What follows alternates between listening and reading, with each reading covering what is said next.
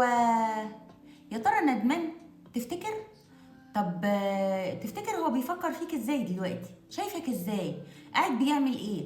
الفضول هو مش فضول، هنشوف كده. قراءة عاطفية لمواليد برج الأسد ولشهر أبريل 2026. ولو حسيت في كلامي بحاجة لمست قلبك خليك معانا للآخر حتى لو أنت مش برج الأسد. يلا بينا. طاقتك ايه يا حبيبي يلي بتسمعني؟ برج الأسد فاتح الشهر معاه بطاقة مراقبة. مراقبة، وبتقفل مرحلة وبتقول خلاص انتهت. المرحلة دي انتهت. أنا أستاهل الأجمل، أنا أستاهل الأحسن، أنا أستاهل إن أنا أكون معلي قدري واستحقاقي.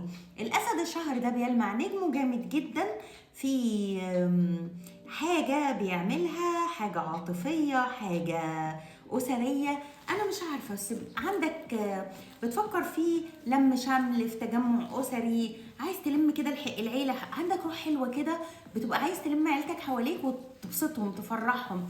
بتعمل أوقات حلوة جدا الشهر ده ليك ولكل الناس اللي حواليك اللي بيحبوك. وفي مفاجأة حلوة قوي بتعملها لحد بتحبه يا برج الأسد الشهر ده إن شاء الله. اتعلم. الكروت بتقولك اتعلم. طول ما احنا عايشين بنفضل نتعلم لآخر يوم في حياتنا. وكمان بيقولوا لك امشي مع التيار، ما حاول انك انت ما تعاندش، ما تجازفش، امشي مع التيار وخد الدنيا كده زي ما هي. بيقول لك كمان ما تخليش السلبيات والآلام اللي انت مريت بيها قبل كده تأثر عليك وعلى نجاحك، اتخلى عن اي سلبيات. وبيقول لك كمان ما تضيعش الوقت، وحاول انك انت تبص لقدام علشان الحاجات الجديدة حلوة جدا. بيقولوا لك برضو انك انت محتاج فترة راحة وبتاخد بريك او بتاخد اجازة ان شاء الله الشهر ده.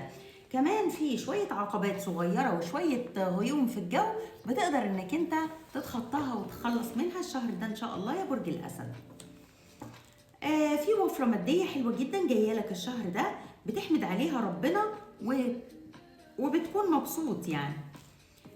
وبيقول لك انك انت الشهر ده بتتعامل بمبدأ سيف المعز وذهبه، يعني لو حد بسطك بتبسطه جدا جدا جدا وبتغدق عليه هدايا ومفاجآت وحاجات حلوه. طب لو حد ضايقك يا ويله يا سواد ليله، صح يا برج الاسد؟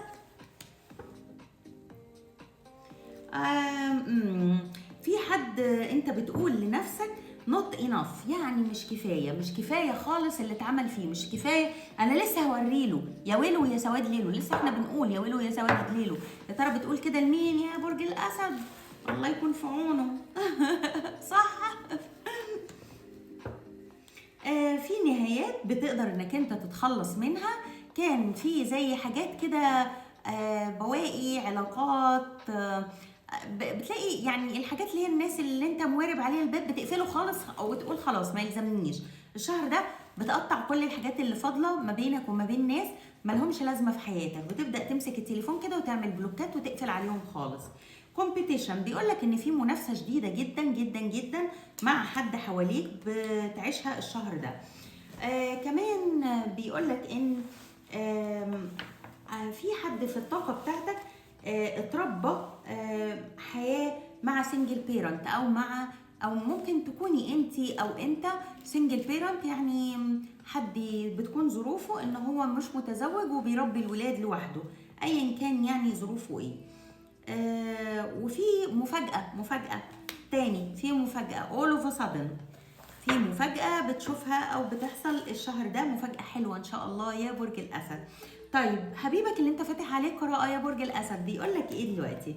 بيقولك إنه عارف إن هو اللي بوظ كل حاجة بنفسه، وبيقولك إنه كان نفسه يعاملك أفضل، وبيقولك برضو إنه نفسه يشاركك أخباره الحلوة، وبيقولك انه فقد الشعور بنفسه لبعض الوقت، وبيقول لك انه كان الغلط غلطه بس كان حاطط اللوم عليك انت، وبيقول لك انا غير متاح دلوقتي I am not available. يلا في داهيه، صح ولا لا يا برج الاسد؟ يعني اللي يقول لك انا not available ده خلاص يعني في داهيه. طيب طاقته ايه حبيبك ده؟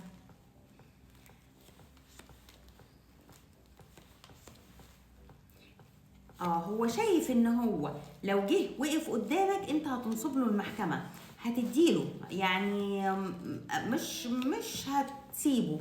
ولو انت، بص يا برج الاسد، لو انا اللي بيسمعني متزوجين وعندهم طلاق او جلسة طلاق فبيتم الشهر ده، اذا كنت انت عايز طلاق او ماشي في اجراءات طلاق فبيتم الشهر ده، تمام.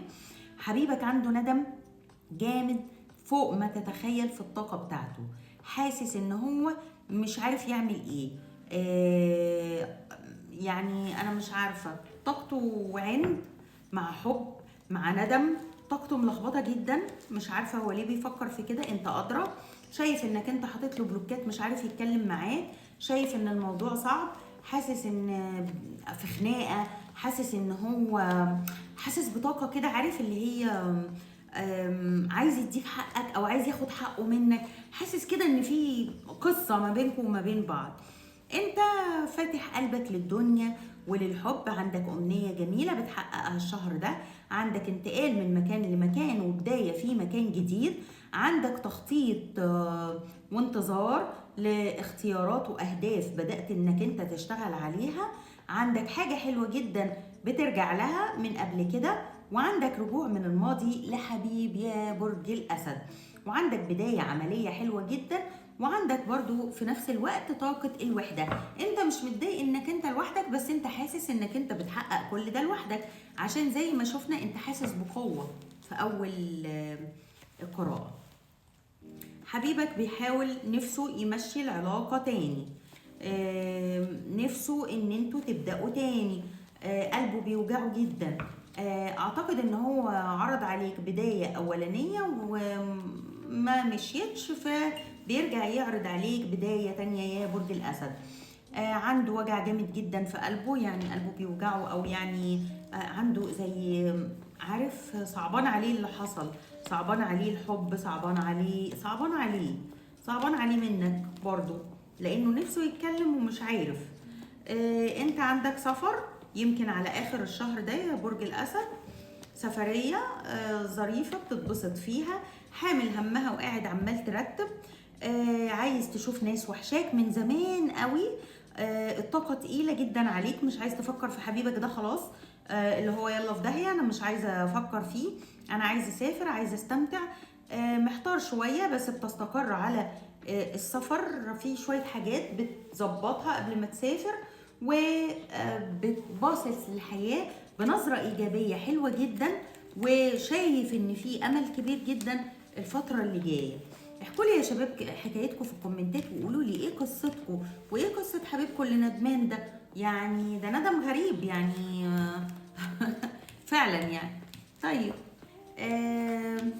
هنسأل مكملين يا شباب مع برج الأسد، قراءة شهر أبريل 2026، القراءة العاطفية، وبنسأل 3 أسئلة لبرج الأسد وبنشوف إجابتهم إيه سوا. هل لو أنتوا منفصلين هل في رجوع لآخر شهر مايو 2026 ولا لأ؟ السنة جريت كده صح؟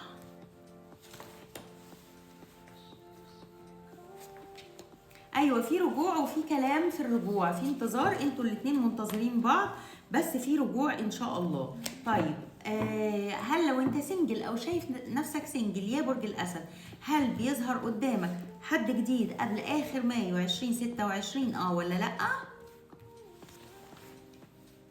ايوه في السفريه دي ان شاء الله بيظهر حد جديد لما بتسافر ان شاء الله، بيكون في بدايه جديده بس بطيئه شويه. انا عارفه برج الاسد بيحب كل حاجه سريعه وواضحه، صح ولا لا؟ طيب اسال اي سؤال تحط عليه نيتك ونشوف اجابته سوا، ولا لا. يلا بينا.